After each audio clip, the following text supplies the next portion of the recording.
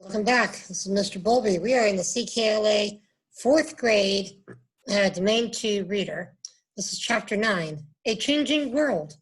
The big question is, how are our lives today affected by things people created or invented during the Middle Ages? The Middle Ages lasted for more than 1,000 years. Wars occurred, kings and queens ruled, and a deadly disease killed 1/3 of the population of Europe. People lived there. Lives, seasons came and went. History was made. Those days are long gone. But the people who lived long ago have touched our lives. Many ideas, laws, inventions, and important decisions made in the Middle Ages still affect our lives today. Certain key events helped define the Middle Ages. You've already heard about many of them. The 100 Years' War is another.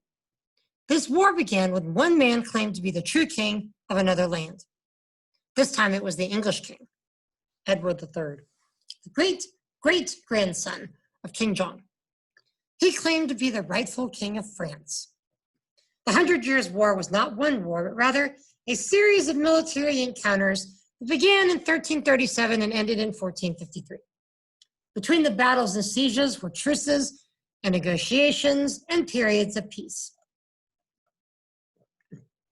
England territory, French territory, major battles. The outcome of the 100 Years' War was France held onto a great deal of land. When this war began, France was probably the most powerful kingdom in Europe. People did not expect this war to last long. The English, however, made a good use of their skillful archers. Many of these archers used longbows. This powerful weapon helped the English archers defeat the French knights on the battlefield of France. One good example was the famous Battle of Agincourt on October 25th, 1415. A mighty French army faced a much smaller English army. The English archers, with their longbows, could not be overpowered by the French soldiers. Although this was indeed a great victory for the English, France won the war in the end. They held on to almost all the lands that the English had hoped to control. Out of wars such as this one, a stronger sense of nationalism developed. People fought and died for their king and the land they belonged to. Joan of Arc. France won the 100 Years' War. This might not have happened if it had not been for the bravery of a young girl. Her name was Joan of Arc, and this is her story. Joan was born into a peasant family in eastern France, 1412. She lived a simple life. She did not go to school and never learned to read or write. During her childhood, the 100 Years' War was raging. The mighty French army had not been able to defeat the English. This war caused hardship and poverty in France. When Joan was 13 years old, she began to have visions and hear voices. Joan believed that God was speaking to her. These experiences continued for several years.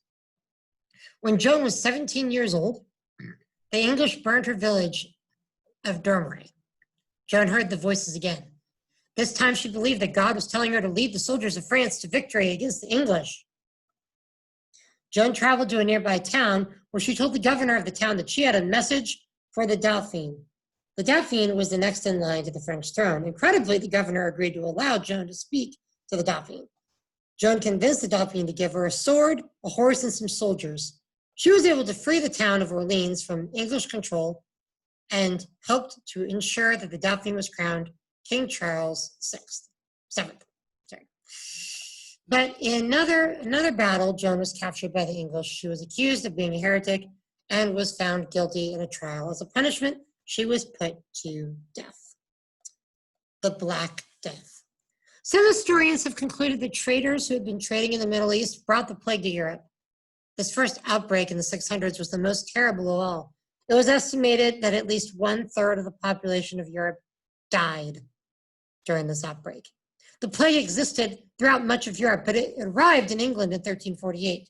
This terrible disease created a sense of terror. It spread throughout England and eventually made its way into Wales, Scotland, and Ireland.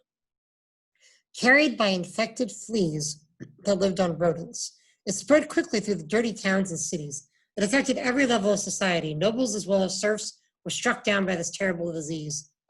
The plague returned at least 8 times in the 1300s and another 14 times in the 1400s. you can see the spread. Whew, gosh. The following account of the plagues was written down by a man named Henry Knighton. Henry Knighton was a canon or a member of the church in Leicester, England. This is what he said in 1348. The dreadful pestilence penetrated the seacoast by Southampton and came to Bristol. There almost the whole population of the town perished, as if it had been seized by sudden death. For few kept their beds more than 2 or 3 days, or even half a day. Then this cruel death spread everywhere around, following the course of the sun. There died at Leicester in the small parish of St. Leonard more than 380 persons. In the parish of the Holy Cross, 400. In the parish of St. Margaret's, Leicester, 700. And so in every parish, a great multitude. All kinds of changes. People fought wars differently by the end of the Middle Ages than they had earlier. Cannons and firearms changed what happened on the battlefields of Europe.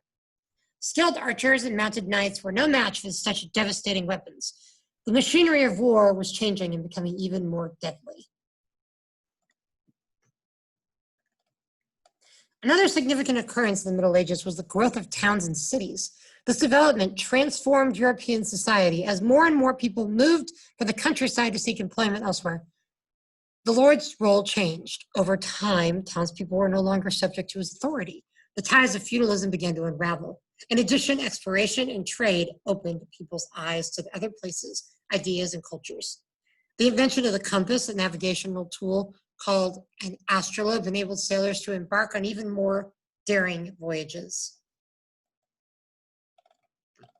The invention of the printing press in 1450, without a doubt, transformed European society.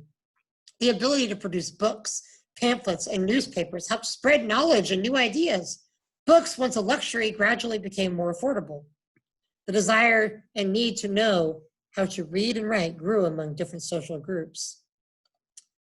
Medieval musings. Many people in the Middle Ages believed that something that one of your senses could detect caused plagues and other diseases. What was it? Okay. Letter quest. Look for the letter in the stained glass window. Record it on activity page 2.3. Now that you have all the letters, put them in the correct order and spell out what's related to the Middle Ages. Do you know what it is?